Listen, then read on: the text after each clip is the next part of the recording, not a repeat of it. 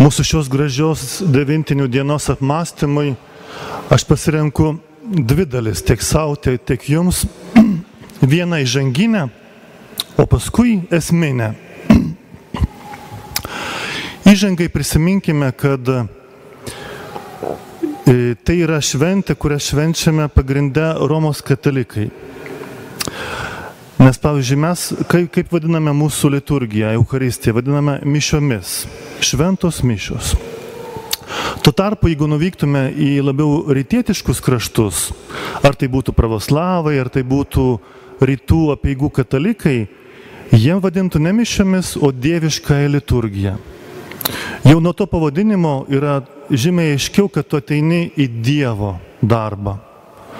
Pavyzdžiui, tie graikai katalikai Ukrainoje, arba Malabaro katalikai Indijoje, arba melkitai katalikai Sirijoje, arba koptai katalikai Egipte, jie žino, kad ateina į bažnyčią dievišką liturgiją ir jie žino, kad tik tai kunigai gali priartėti prie altoriaus, nes tai yra mirtina. Taip kaip Mozė sakė, neikite į Dievo kalną. Tai Dievo buvimas ir jūs bijokite netgi taip pagarbiai šito dieviško buvimo.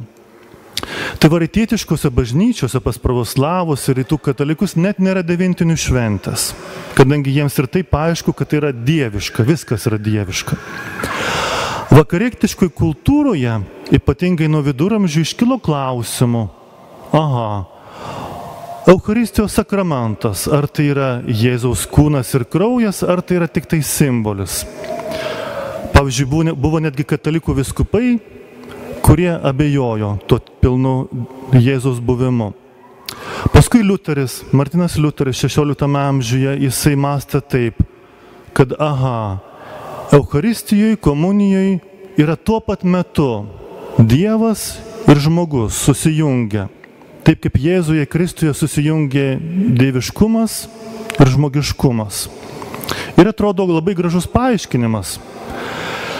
Bet gerai apmąstę, teologai sako, ne, to neužtenka. Tai yra labai gražu, kad Dievas yra kartu su žmogumi, bet yra daugiau. Ir tada išryškėjo tas suvokimas, kad tai yra tiesiog Dievo kūnas ir kraujas, nieko daugiau.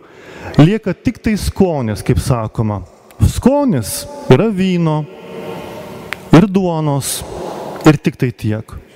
O visa kita yra Dievo kūnas ir kraujas.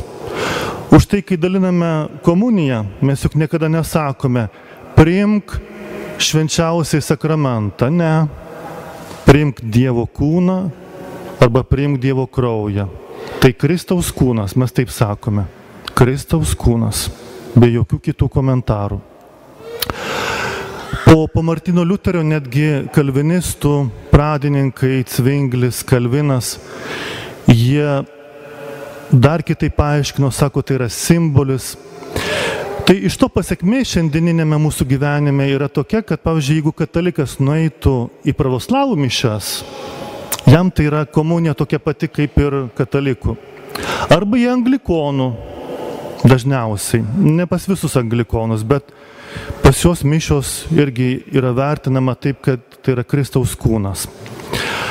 Bet jau nueiti pas protestantus, pavyzdžiui, liuteronus, jau daugiausiai, tai dažniausiai bus supratimas pas liuteronus, kad yra tik tai simbolis. Jau mums tai nebėra tokia pati komunija, kaip kad gauname pas stačiatikius arba katalikus.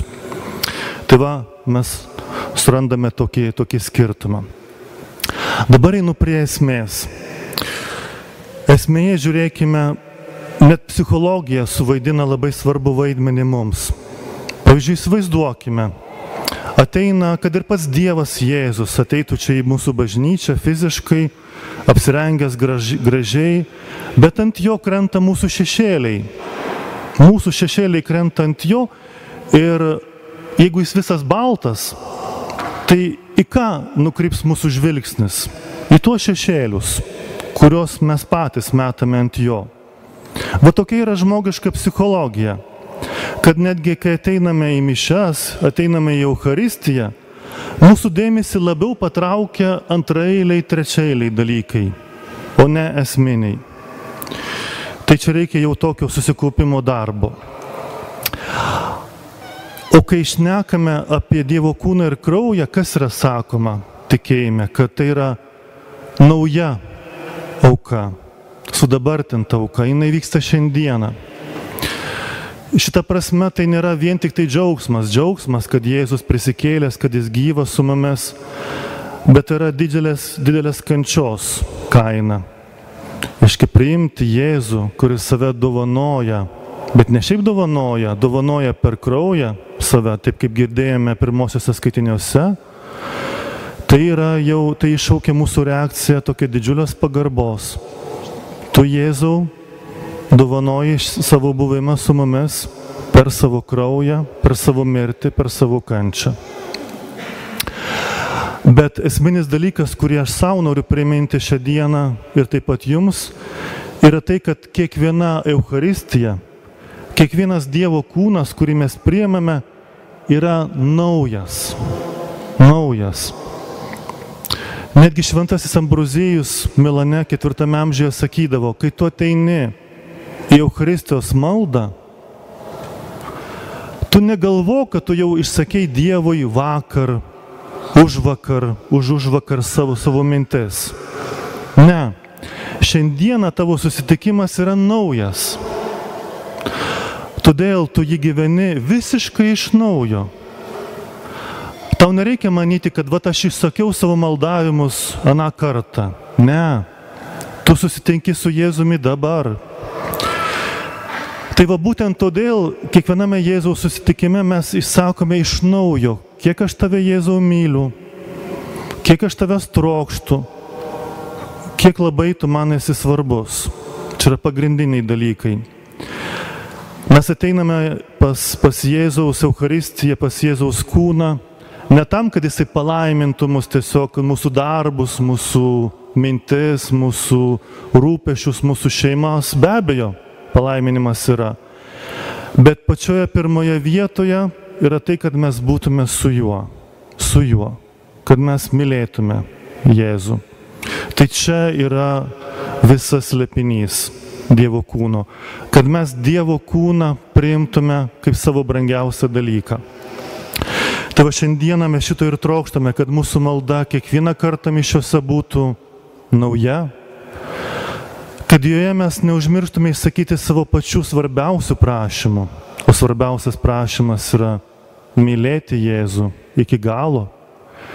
Ir kad mes paskui po mišių prisimintume, kad jeigu priėmėme tą patį Dievo kūną, Kristaus kūną, kaip mes galime engti kitą žmogų, kuris priėmė Dievo kūną.